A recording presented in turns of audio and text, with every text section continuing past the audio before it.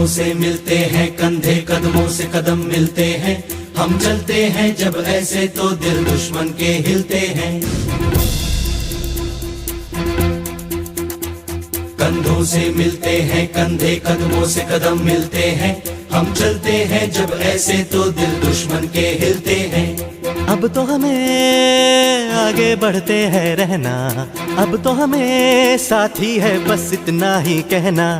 को ही जिताना है और चुनाव चिन्ह हाथी के सामने वाला बटन दबाना है। जनता जनार्दन की आवाज है, रमेश गर्ग आपके साथ। सुख समृद्धि हो जिसका आधार, वही करेंगे आपके सपने साकार।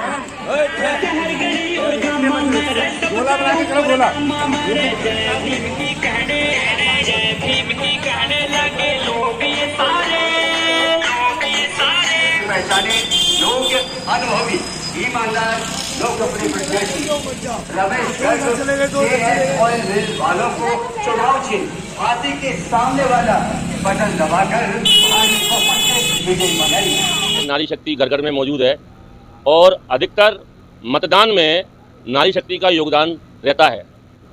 हम आज आपको इनकी जो टीम है, जो इनकी महिला ब्रिगेड है, उनसे हम आपको रूबरू कराते हैं। हमारा सांसद कैसा हो? रमेश गर्ग जैसा हो। रमेश गर्ग संघर्ष करो, हम तुम्हारे साथ हैं। बहुजन समाज पार्टी के प्रत्याशी रमेश चंद्र गर्ग जी मुरैना श्योपुर जो लोकसभा क्षेत्र से खड़े हुए हैं, तो आप जो मातृशक्ति हैं उनके समर्थन में प्रचार कर रही हैं। तो प्रचार करने के आपके क्या क्या माध्यम है, आप कैसे प्रचार कर रही हैं, थोड़ा ये बताएं। हमारा सबसे बड़ा जो माध्यम है प्रचार करने का, हम डोर टू डोर कर रहे हैं। जिसे हम कहते हैं ना, एक समय में जो होता था मोहल्ला के मोहल्ला जाके, हम उससे हमने रणनीति बनाई है, अपने सारे एरिया कवर करके हम डोर टू डोर कैंपेनिंग कर रहे हैं। उसमें हमने सभी एरिया के लोगों को अपने साथ जोड़ा है, सभी महिलाओं को जोड़ा है, ताकि हम सबका जब साथ होता है सभी एरिया के, तो उससे हमारा और अच्छा हो पाता है प्रचार। अच्छा, आपने जो समर्थन के लिए महिलाओं से आप ऐसा क्या मतलब जो है प्रचार में कह रही हैं कि महिलाएं आकर्षित हों और बहुजन समाज पार्टी के पक्ष में वोट डालें? हम सबसे पहले तो महिलाओं से अपील करते हैं कि वो घर से निकलें और वोट दें, जो कि बहुत ज़रूरी है। मुरैना थोड़ा सा पिछड़ा हुआ है क्षेत्र, यहाँ पे महिलाएं घर से निकलती नहीं हैं। तो हम जहाँ भी जा रहे हैं तो पहले हम उनसे अपील कर रहे हैं कि आप निकलिए, अपना वोट दीजिए। और जहाँ तक हमारे प्रत्याशी की बात है, तो हमारा उनसे ये कहना है कि हमारे पिताजी आज 20 साल से जुड़े हुए हैं इस क्षेत्र में, और बिना किसी पोस्ट पे होते हुए भी उन्होंने समाज के लिए बहुत कार्य करे हैं।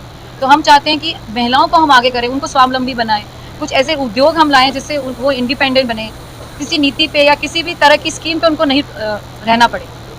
तो उनको स्वावलंबी बनाना है, उनकी सुरक्षा उनकी सुरक्षा के बारे में भी हमने सोचा है कि अगर यहाँ का एरिया, पिताजी इसी एरिया को बिलोंग करते हैं, तो जो जिस ढंग से वो यहाँ के बारे में सोच पाएंगे, बाकी जो भी प्रत्याशी होते हैं वो यहाँ रहते नहीं हैं, वो यहीं निवास करते हैं और यहीं बड़े हुए हैं, तो उनसे अच्छा कोई समझ नहीं सकता इस एरिया को। तो यही रिक्वेस्ट है कि आप हमारे प्रत्याशी को वोट दें। सुमन जी, आप युवा हैं और युवाओं के हाथ में कहा जाता है कि देश आना चाहिए। आपने देखा होगा कि विधानसभा चुनाव में एक योजना थी भाजपा की, जिसको लाडली बहना योजना कहा जाता है, और लगभग ये कहा जाता है कि लाडली बहना की वजह से ही शिवराज जी ने अपना जो इतना अप्रत्याशित जीत हासिल की। तो कहाँ तक लगता है आपको कि लाडली बहना योजना के जो वोटर हैं वो आप अपनी तरफ डाइवर्ट कर लेंगे? लाडली बहना योजना देखा जाए तो एक टाइप की लॉलीपॉप दी जा रही है लोगों को। अगर हम देखें तो अगर इसका टोटल करा जाए तो 1250 रुपये महीने जो महिला को मिल रहे हैं, टोटल अगर इसको 30 से डिवाइड करें तो 41 रुपीज़ पर डे। क्या कर पा रही है वो? पूरे परिवार का नाश्ता हो पा रहा है? अकेले का नाश्ता भी नहीं करा पाएंगी वो इससे। लेकिन हम क्या चाहते हैं, हमारे प्रत्याशी एक चाहते हैं कि वो महिलाओं को इतना इंडिपेंडेंट कर दें, इतना रोजगार दें। अगर हम यहाँ का टूरिज्म बढ़ाएं, टूरिज्म बढ़ा देंगे और चीज़ें अच्छे से मैनेज हो जाएं, तो यहाँ पे रोजगार अपने आप बढ़ेगा, एक कुटीर बढ़ेगा, तो जिससे कि सेलर, होलसेलर, रिटेलर सबको एक अच्छी अपॉर्चुनिटी मिलेगी, एक अच्छा जॉब अपॉर्चुनिटी मिलेगी, तो सबको रोजगार बढ़ेगा। रोजगार बढ़ेगा तो ये लॉलीपॉप की जरूरत पड़ेगी ही नहीं हमें। हम क्या कर पा रहे, तब हम 15,000 20,000 रुपये महीना कमाएंगे, तो अगर उसको 30 से डिवाइड कर पाएंगे तो खाना भी कर पाएंगे पूरे दिन भर का 4-5 लोगों का, अपनी फैमिली का। 30 रुपये में या 40 रुपये में हम क्या कर पा रहे हैं? ये अगर लोकसभा में अगर कोई प्रत्याशी आता है, वो कोई योजना चलाता है, फिर उसके बाद कौन सा प्रत्याशी आता है, वो योजना कैसे चलाएगा, क्या नहीं चलाएगा, वो बाद में डिपेंड करेगा। लेकिन उससे पहले हमें सबकी रोजगार पे हमें सबसे ज़्यादा फोकस करना चाहिए, सिक्योरिटी पे फोकस करना चाहिए। हमें ऐसा रोजगार देना चाहिए कि लोग अपने घर पे पेट भर खाना खा पाए एक दिन में। लेकिन आजकल देखा जाए तो लोग उस पर 1250 पे इतना डिपेंड हो गई है महिलाएं कि वो आगे देखा जाए तो आगे बढ़ने के लिए सोच ही नहीं रही है। पर लेकिन हमारे प्रत्याशी चाहते हैं कि महिलाएं इंडिपेंडेंट होए, वो बाहर निकले, घर से काम करें, कमाएं और अपने घर को चलाएं। हम लोग पूरी महिला जनता जो भी हमारे साथ है, हम उन सबसे ये अपील करना चाहेंगे कि वो हमें वोट करें। वो इसलिए कि हम उन्हें कोई लॉलीपॉप नहीं देना चाहते, हम उन्हें एक अच्छा रोजगार देना चाहते हैं और उनके परिवार अच्छे से चल सके, वो अच्छे से पेट भर खाना खा सके। और हम ये चाहते हैं कि यहाँ से बेरोजगारी हटे, कि छोटे छोटे उद्योग बनाएं। हम MSME के थ्रू यहाँ पे उद्योग लाना चाह रहे हैं हमारे प्रत्याशी, जिससे कि रोजगार बढ़ेगा। रोजगार बढ़ेगा तो लोगों को ये छोटी मोटी स्कीमों में वर्क ऑन नहीं करना पड़ेगा, वो हमें अपना खुद का रोजगार होगा, इंडिपेंडेंट रहेंगी, सर उठा के चल सकेंगी। मतलब आप ये एश्योर करना चाहती हैं मुरैना श्योपुर लोकसभा की महिलाओं को कि अगर आप जीते, रमेश चंद्र गर्ग जी जीते, तो वो श्योरिटी है उनको कि वो लाडली बहना वाली जो शब्द है वो हट जाएगा और जो महिलाएं हैं वो उनको आपके यहाँ रोजगार मिलेगा? जी रोजगार जरूर मिलेगा, 100% है।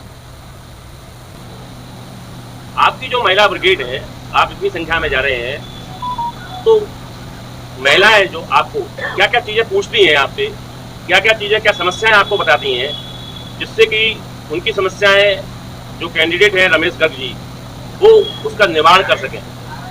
सबसे पहले मैं ये कहना चाहूँगी, जितनी भी महिलाएं हैं वो सबसे पहले क्या देखती हैं, अपने आसपास का माहौल, वो जिस घर में रह रहे हैं उसके आसपास नालियाँ कैसी हैं, सड़कें कैसी हैं, इधर का माहौल कैसा है, गुंडागर्दी तो नहीं है। ये उनका पहला हमसे वो रहता है सवाल कि ऐसा है, अभी तक तो ऐसा कुछ नहीं हुआ, अब क्या होगा आगे। कई जगह सवाल को फेस किया, अब उनको ये तो नहीं बोल सकते कि पार्षद का काम है या म्यूनसिपैलिटी का काम है। उनको सिर्फ एक ही चीज़ बोली जा रही है कि अब तक बहुतों को टाइम दिया है, बहुतों को वोट दिए, लेकिन अब सबसे पहले तो आप घर से निकलिए, अपना वोट दीजिए, क्योंकि हमारे यहाँ की कमी सबसे ज़्यादा ये है कि वोट ही नहीं दिए जाते, आधे से ज़्यादा वोट तो खाली चले जाते हैं, जो कि बहुत ज़रूरी है। दूसरा उनको बोला कि जब आप वोट देंगे तब आप जिसको नेता को सीट पे बिठाते हैं तब आप उन पर भरोसा करके देखिए, अपनी शिकायतें भेजिए, फिर वो उसका किस तरीके से उपाय बताएंगे और उस पर पालन करेंगे। क्योंकि एक चीज़ तो उनकी बोलने लायक है, ये आप सभी जानते हैं कि वो जो भी वादा करा है उन्होंने अपने क्षेत्र के लोगों से बिना नेता हुए भी उसे पूरा किया है, चाहे वो कोरोना काल हो, चाहे वो कोई भी औरत समाज की हो या समाज के बाहर की हो। समाज तो उनके लिए मायने नहीं रखता। वो उनका जब घर में ही एक सिद्धांत था, जब हम बेटियां ये कहती थी किसी टाइम पे कि पापा हमारे को ऐसा होना चाहिए, तो वो एक शब्द बोलते थे हमसे बड़ा अच्छा, बेटिया तुम लोगों के करने के लिए तो घर में तुम अपन सब हैं, पर मैं उनका करना चाहता हूँ जिनके सिर पे, जिन बच्चियों के सिर पे किसी का हाथ नहीं है या जिनका परिवार आर्थिक रूप से कमजोर है। तो जब वो उस टाइम पे वो सोच रखते थे, तो आज की डेट में मैं उनसे कहती हूँ आपकी समस्याओं का तो समाधान होगा, पर तब वो तो तब होगा ना जब वो कुर्सी पे बैठेंगे। जब कुर्सी पे ही नहीं इंसान बैठेगा तो बाकी नेताओं से वो अपील कैसे करेगा, क्योंकि वो तो हमेशा नेताओं को लाते ही इसी फेवर में, उनकी 100 बातें सुनते हैं, उनको लगता है मुरैना के लोगों के लिए भला करेंगे, चाहे फिर वो बीजेपी हो, चाहे कांग्रेस हो, चाहे कोई भी नेता हो। उनका एक ही मुद्दा रहता है कि पूरे क्षेत्र का भला कैसे होगा। इसके लिए आप चाहे तो उनकी हिस्ट्री जाके देखेंगे तो उन्होंने बहुत कुछ किया है, जो कि अभी तक तो किसी ने बताया भी नहीं है। अगर एक बार उनकी ये चीजें बतानी शुरू की जाएंगी तो लाइन लग जाएगी, क्योंकि उन्होंने इतना कुछ किया इस क्षेत्र के लिए। उनका मुख्य ये राय कि ना तो महिलाओं को दिक्कत हो और ना युवाओं को, क्योंकि ये बात तो आप भी जानते हैं कि मुरैना और श्योपुर ये जितना भी एरिया है, इधर का जो युवा वर्ग भी है, उसके अंदर जितनी एनर्जी है, जो ऊर्जा है, वो मुझे नहीं लगता आजकल के युवाओं में देखने को मिलती है। तो इसका सही तरीके से आप इस्तेमाल कैसे कर सकते हैं, ये मैं कह सकती हूँ गारंटी से रमेश गर्ग से ज्यादा अच्छा उनका इस्तेमाल कोई नहीं कर सकता, क्योंकि उन्होंने उस टाइम पे रोजगार दिया है जब यहाँ सबसे ज्यादा डकैतियां चंबल की थी, सबसे ज्यादा चोरी डकैती थी। तो उनका फोकस हर छोटी छोटी चीज पर है कि मेरा युवा, मेरी महिलाएं, मेरी बच्चियां बहुत समझदार है, बहुत ऊर्जा है, इनका सही चैनलाइज करा जाए, सही तरीके से इस्तेमाल किया जाए तो ये बहुत आगे बढ़ेंगे। और इसकी गारंटी तो यहाँ का मुरैना का निवासी भी ले सकता है कि वो आ गए, गद्दी पे बैठ गए, फिर आपकी शिकायतें कैसे दूर होती है आप वो देखिएगा। शिक्षा के क्षेत्र में अधिकतर चंबल क्षेत्र पिछड़ा हुआ है, बच्चियों को उचित शिक्षा नहीं मिल पा रही है, और शिक्षा अगर मिल जाती है तो वो पैसे और धन के अभाव के चक्कर में वो पढ़ नहीं पाती हैं, शिक्षा का लोन नहीं मिल पाता है। तो मेन जो समस्या है आजकल युवा वर्ग में, जो बच्चियां हैं वो काफ़ी घर के अंदर 12वीं क्लास के बाद बैठ जाती हैं। तो इस विषय में आप क्या कहना चाहेंगी आम जनता से, बच्चियों से, महिलाओं से, और महिलाएं जो माँ हैं धन के अभाव में बैठी हुई हैं, जो एक संदेश आप देना चाहती हैं, क्या करेंगे आप?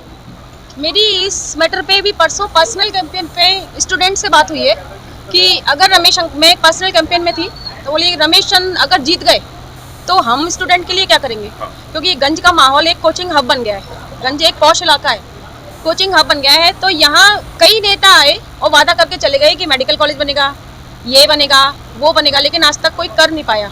हम मिडिल क्लास फैमिली में से जो लोग हैं वो अपने बच्चों को हायर स्टडी के लिए ग्वालियर भेजते हैं, जिसकी इंदौर भेजते हैं, भोपाल भेजते हैं, और अगर जिसके पास पैसा नहीं है वो कहाँ भेजे।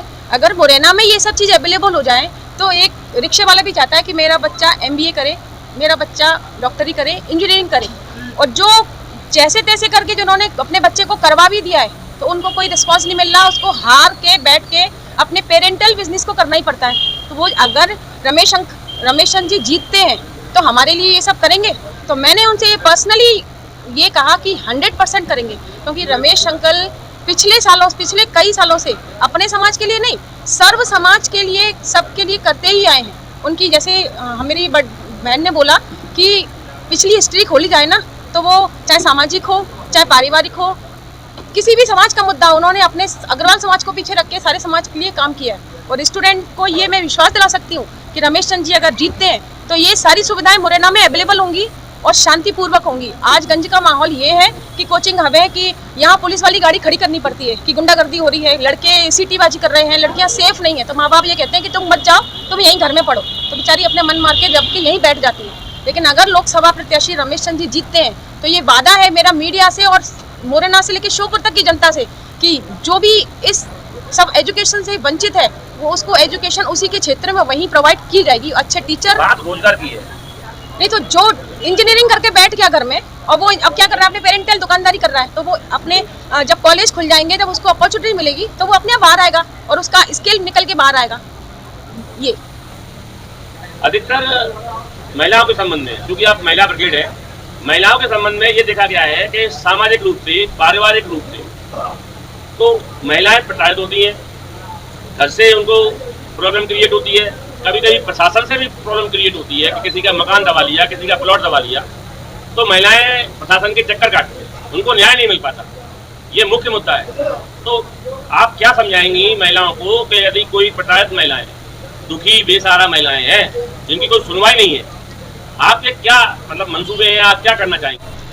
ये जो प्रॉब्लम है इसके लिए सबसे बड़ा समाधान यही है कि आज रमेश गर्ग जी अगर सत्ता में आते हैं, जीतते हैं, तो उनका जो मुख्य कार्यालय है वो मुरैना में गंज में ही रहेगा। तो वो और हम लोग सभी उनकी प्रॉब्लम सुनने के लिए हमेशा यहीं मिलेंगे और उनके हर समाधान के लिए हम पूरा प्रयास करेंगे। और ये पहले भी करते आए हैं, पहले भी बहुत सारे ऐसी चीज़ें हुई हैं जिसके लिए रमेश गर्ग जी ने बहुत सारे समाधान किए हैं, बहुत सारी डिसीजंस लिए हैं। तो जब वो सत्ता में आ जाएंगे तो उनका मेन काम ही यही रहेगा कि लोगों की समस्याओं को गौर से सुने, पर्सनली सुने और उसका समाधान दे, और वो यहीं मुरैना में बैठ के होगा, कहीं और बाहर जाके नहीं होगा। ठीक है, मैं मीता गर्ग, आप सब रमेश चंद्र की बहू हूँ। मैं आप सभी से यही अपील करती हूँ कि आज मेरा एक ही वर्ग है और एक ही समुदाय है। हम सभी महिलाओं से, जो कि महिला वर्ग, महिला शक्ति, मातृशक्ति, हम सभी एक हैं।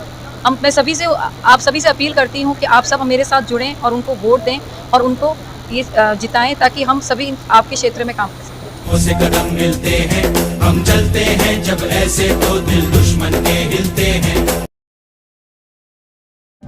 यदि यह वीडियो आपको अच्छा लगा हो तो कृपया हमारे चैनल को लाइक करें, सब्सक्राइब करें और घंटी के बटन जरूर दबाएं।